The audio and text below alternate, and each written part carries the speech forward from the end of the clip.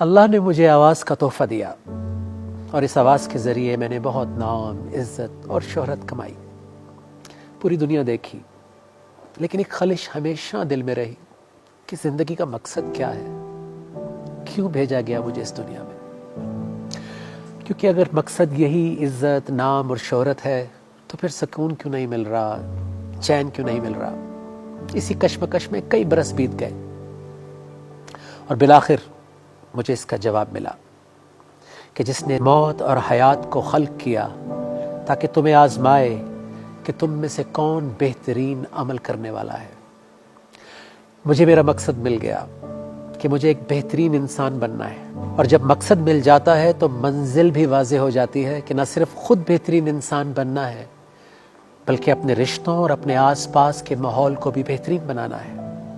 آج جب کوئی پاکستان کو برا کہتا ہے تو وہ مجھے بھی برا کہتا ہے، وہ آپ کو بھی تو برا کہتا ہے۔ کیا میں یوں سوچوں کہ مجھے کیا فرق پڑتا ہے، میرے پاس تو سب کچھ ہے؟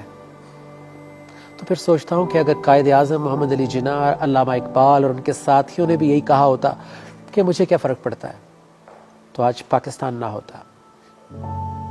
میری والدہ ان لوگوں میں سے ہیں جس نسل نے اس ملک کو آباد کیا، ہندوستان سے پاکستان اپنی جان ہتھیلی پر رکھ کر آئیں۔ بہت سارے لوگ تو پہنچے ہی نہیں، راستے میں شہید کر دیے گئے۔ کیوں؟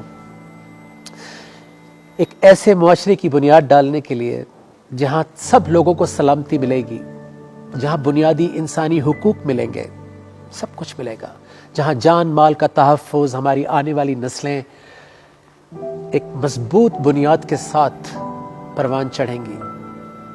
میرا مقصد اس کے سوا اور کچھ بھی نہیں کہ میں یہ جاننا چاہتا ہوں کہ ہم اس میں کس حد تک کامیاب ہوئے، کیا ہم وہ معاشرہ بنا پائے۔ آپ کا تعلق چاہے کسی بھی بیک گراؤنڈ سے ہو، کوئی بھی مذہب، کوئی بھی رنگ، کوئی بھی نسل، کوئی بھی زبان، کوئی بھی سیاسی پارٹی، میں آپ کے پاس آؤں گا، میں آپ کو دعوت دوں گا، میں بلاؤں گا بچوں کو، بڑوں کو، اساتذہ کو، ایکسپرٹس کو، لا میکرز کو، حکومتی نمائندوں کو، اور پوچھوں گا ان سے۔ میں جاننا چاہتا ہوں، میرے پاس بہت سے سوال ہیں، میں یہ کھوج لگانا چاہتا ہوں کہ کیسے بنے گا یہ معاشرہ، وہ معاشرہ، کیسے بنے گی یہ ریاست، ریاست مدینہ۔